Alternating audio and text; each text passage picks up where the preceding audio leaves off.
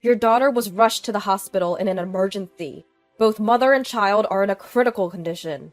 I received this unexpected call from the OBGYN when my pregnant daughter was receiving her checkups. Apparently, my daughter had collapsed, buried in snow right outside our house, and was discovered by a neighbor who promptly called an ambulance. I couldn't wrap my head around this sudden turn of events, but immediately drove off to the hospital. Please let them be safe, God. Please protect my daughter and her unborn child. 2 hours later, I arrived at the hospital, only to be met with a harsh reality. My name is Grace. I'm 55 years old. My husband passed away in an accident 3 years ago.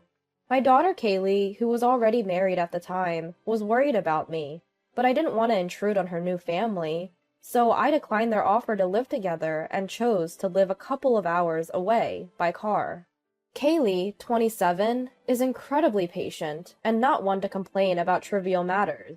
Whenever I would call to check in, Kaylee always responded with a bright voice. Everything's fine. I'm enjoying life. Her husband, Blake, is a brash person who never even acted respectful to me, his mother-in-law, since the day we first met. His self-centered tendencies always put his opinions before Kaylee's, even during their wedding preparations, which often left me wondering if Kaylee was truly happy. However, I never anticipated this dire situation. Why was my pregnant daughter out in the snow? Please let her be safe. Upon arriving at the hospital, the person who called the ambulance was accompanying me. As I was hearing the details from them, the doctor in charge came to me. Your daughter is currently unconscious and in a very critical condition. Apparently, she was conscious when she was brought to the hospital, but she insisted that her husband should not be contacted, and gave them my phone number. In the hospital room, I held Kaylee's hand and kept calling her name. But sadly, she never opened her eyes again, and quietly passed away after a while. I can't believe that my dear Kaylee is no longer in this world. My body felt heavy, like lead, in this abyss of despair, and I couldn't stand up. After some time in shock, I had to call Blake, Kaylee's husband, from my cell phone. When he answered, it was clear from his slurred speech that he was heavily drunk. As soon as I said, "Hello?" he mistook me for Kaylee and started talking unilaterally. "Hey, Kaylee! Is all the snow at the entrance cleared? Once you're done, come pick me up in the car." Kaylee has passed away. Huh? What are you talking about? Who the hell are you? I struggled to hold back my tears and told him I was Kaylee's mother. For a moment, he seemed to hesitate, but he refused to believe that Kaylee had passed away, convinced that I was lying. You had Kaylee shoveling snow and took the house key to go out drinking, which led to this cruel outcome. Shoveling snow? How do you know about that? Ah, right. Kaylee must have told you. No, I heard it from the neighbor. Apparently, the neighbor found Kaylee fainting in the snow when they returned from shopping. When they asked what happened, Kaylee said something shocking. She had been locked out of the house by Blake before he went out drinking, so she couldn't receive her cell phone inside the house and lost consciousness in the freezing cold. The house key? Ah, right. I kept it because if it fell in the snow, it wouldn't be found. Don't lie! It seems you told my heavily pregnant daughter to stay outside until she finished shoveling snow. Stop nagging, old woman. Don't interfere in our marital matters. Also, stop making bad jokes about death. Kaylee couldn't just simply be gone. No matter how many times I explained to Blake that my daughter is no longer with us, he would not understand. Call a taxi and come home, immediately. I'm heading to your house too. Let's talk, face to face. No way! You and Kaylee are planning to blame everything on me, aren't you? Ugh, I feel sick. I'm too dizzy from the alcohol. I'll stay at a hotel nearby tonight. With that, he hung up the phone, unilaterally. My heartfelt words didn't reach his ears at all. I didn't think he could be this unreasonable, but I don't feel like calling him back either.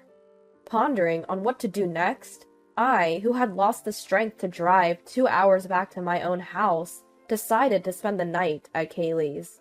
I took a taxi, and when I arrived at Kaylee's house, I found vegetables like green onions and radishes left cut in the kitchen. She must have been preparing dinner. Just a few hours ago she was here, and now I can't even talk to her. This is too painful. Kaylee? As I wiped my tears and cleaned up the kitchen, I found Kaylee's diary in the kitchen cupboard. I remembered the conversations with the neighbor and the doctor. This might tell me about Kaylee's life.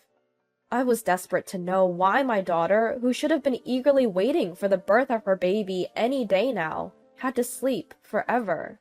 Believing that I would find the whole truth, I began reading the diary. The reality documented in it far exceeded my imagination. Kaylee had resigned from her job because her health deteriorated after pregnancy, and she couldn't go to work. Since then, Blake had berated her as a useless wife and a parasite eating into his money. She was forced to cook meals and make lunchboxes every day, despite suffering from morning sickness. Not only that, Blake would call her while at work to demand chores, hardly giving her any time to rest. If only I'd realized sooner what she was enduring, maybe Kaylee would still be here, healthy and happy. The diary revealed that even under these harsh circumstances, Kaylee never sought divorce because of a threatening remark Blake had made. "Don't you dare think about leaving me and becoming free. If we were to get divorced, I, the breadwinner, would take custody of the baby. You wouldn't get to see the child at all. So remember that."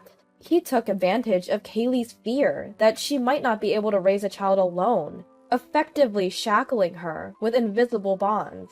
Having finished reading the diary and imagining my daughter's pain, my heart trembled with sorrow, and I couldn't stop crying. I want to take revenge on Blake somehow. I won't be at peace until I've avenged Kaylee, but the diary alone isn't enough evidence to prove that he was responsible for her death. Despite my search, I found no definitive proof that Blake had cast my pregnant daughter out into the snow. As evening fell the next day, Kaylee's phone, which had been left at home, received a call from Blake. "Hey, Kaylee! Stop pretending to be dead! It won't work on me! Make my favorite dish tonight and wait for me at the entrance on your knees. How many times do I have to tell you that my daughter is gone? If that's true, then show me the proof." "Fine," I replied, quickly hung up, and immediately sent him a photo of Kaylee's death certificate. I figured that even someone like Blake would grieve upon learning that Kaylee had left this world because of him. As expected, he quickly called back. "Do you understand now?" "So, it's true then. Well, there's nothing to be done about the dead. I'll get the life insurance payout, and I can forget about the annoying past and start over. So, what about the funeral? Ah, what a hassle." Faced with Blake's nonchalant delivery of these incredibly cruel words, my hand began to shake with anger. I can't let a man like that be the chief mourner. I will send my daughter myself off to the other world. Swallowing my anger, I made a proposal to Blake. "I'll arrange the funeral, and I'll act as the chief mourner. You attend as the husband. You pay all the funeral costs, but I get all the condolence money." "Understood." "All right, I'll have to make sure my relatives come. Try to invite as many of your relatives as possible so that I can get a hefty thumb." With a cheerful voice, Blake said, "I'll be living in a hotel for a while," and abruptly hung up the phone. He must be a very greedy man. Despite knowing the tragic end Kaylee met, he remains unperturbed, showing no remorse towards his deceased wife and unborn child. My heart, which was devastated by the loss of Kaylee, changed to a desire for revenge against Blake, and a raging fire of revenge began to burn. I can't let Kaylee's pain go unanswered. I'll show Blake the hell of this world. I stayed at Kaylee's house until the funeral, preparing everything. Then, on the day of Kaylee's funeral, Blake approached me, hands in his pockets and a sleazy smirk on his face. "I'll play the part of a grieving husband who couldn't be the chief mourner. You do your part well.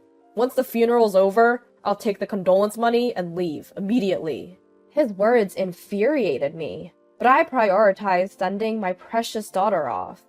Both families gathered, crying and saying, "She was so young to leave us. It's heartbreaking. I can't believe Kaylee is gone." After a few words of grief, I then stood in front of the microphone to make a speech as the chief mourner. "Thank you all for gathering here today to remember my daughter Kaylee. The truth is," I started to explain to the entire family how our late-term pregnant daughter had left us. The solemn air shifted to murmurs of shock, and at this, Blake abruptly stood. "Don't be fooled by this old woman's lies. Kaylee insisted on shoveling the snow herself, ignoring my objections. That's why this happened." Ugh! I was at a loss for words as he began to feign tears. I had predicted Blake would react this way, and so I opened my daughter's diary that I had brought with me. "This is an entry from the day before Kaylee passed away.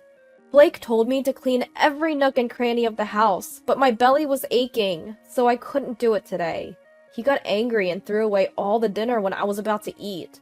I'm worried if the baby didn't get enough nutrition." "That's an exaggeration. I merely slipped and knocked the food off the table. She's making me out to be the villain. She's too delusional." He interrupted, but I ignored him and continued reading. "If we divorce, I, who am unemployed, won't be able to raise the child by myself. Blake told me, if you don't want to lose custody, you'll be my slave for life." Don't read things that aren't written there. You're causing everyone to misunderstand me. Despite his loud protests, his face was steadily paling. His expression seemed to indicate the truth. He started to come towards me as if he couldn't hold back anymore, but some of our relatives stopped him. "You think you can get away with this? I'll call the police and put you in jail for defamation."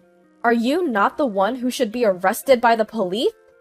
"Don't get ahead of yourself. Watch your mouth." His true nature couldn't be hidden, no matter how much he tried. Blake's face, glaring sharply at me, was pure villainy to anyone who looked. The attendees sighed and murmured, "What a terrible man. The worst kind of man." "Oh, well, I may have overreacted a bit. Kaylee just wrote about our insignificant spousal quarrels in her diary, in an exaggerated way. Please believe me." It seemed he still thought he could talk his way out of this, unaware of the gravity of his actions. I informed him that neglecting a pregnant woman and her unborn child and leaving them out in the cold would result in severe punishment. "You have no proof. If you have it, show it." He looked down on me, snorting with a laugh, seemingly thinking I was just bluffing. "We do have evidence." Before coming to the funeral home, I had checked the dashcam footage from our neighbor's car, which had captured everything. Ah? It's amazing that it's always recording, even when the engine is off. Well, I'm about to call the police. As I showed him the SD card from the dashcam, Blake clicked his tongue. Damn! I had already contacted not only the neighbors, but also the doctor who had treated Kaylee, asking them to testify. "I was wrong. It was my fault. So let's settle this amicably. I'll give you half of the life insurance and the condolence money. So please forgive me." Stop joking around. I lost my daughter, who was more precious to me than my own life. You think you can solve this with money? I hope you experience the despair Kaylee felt in the cold and harsh outdoors. As I immediately called the police and explained the whole situation, they agreed to rush to the funeral home. Meanwhile, the relatives who attended the funeral kept an eye on Blake to prevent him from escaping. "You'll be picked up soon. You should atone to Kaylee before then." "Kaylee, I'm sorry. Please save me from the other world." After calling out to Kaylee with an insincere voice, Blake then turned to me and began to grovel pathetically. "Mother-in-law, I'll apologize as many times as it takes. So please call the police back and tell them it was a mistake. Please?" I shook my head strongly, looking at my daughter lying in the coffin. Kaylee was looking forward to meeting her baby. "I'll avenge your grievances." As I coldly looked down on Blake, who was approaching, he sensed something and his face turned ashen, starting to tremble. "No! Help me!"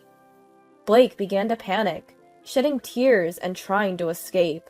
But Blake was held in a tight grasp by his father and relatives, rendering him immobile. He was soon taken away by the arriving police, disappearing in the back of a patrol car. His parents and relatives later bowed deeply to me and my daughter, offering apologies repeatedly. When I glanced at my daughter's face, which now rested in the coffin, it seemed to bear a slight smile. Finally, the weight on her chest has been lifted. Kaylee, now you can embark on your journey to the other world without any worries. The dashcam footage and testimonies served as the smoking gun, and Blake was put behind bars. He would spend some time in the cold, high-walled prison, surrounded by intimidating individuals. Becoming a criminal, he was also fired from his job. Since his parents and relatives have declared their intention to cut ties with him, his future life will undoubtedly be harsh. By the way, I didn't tell Blake, as he never asked, but Kaylee's baby was born safe and sound, and I have decided to raise it. Kaylee had named me as the beneficiary of her life insurance, so when the child grows up, I plan to pass everything on. I'm thankful that at least the grandchild is safe. From now on, I will pour double the love into this child, mine and that of my lost daughter.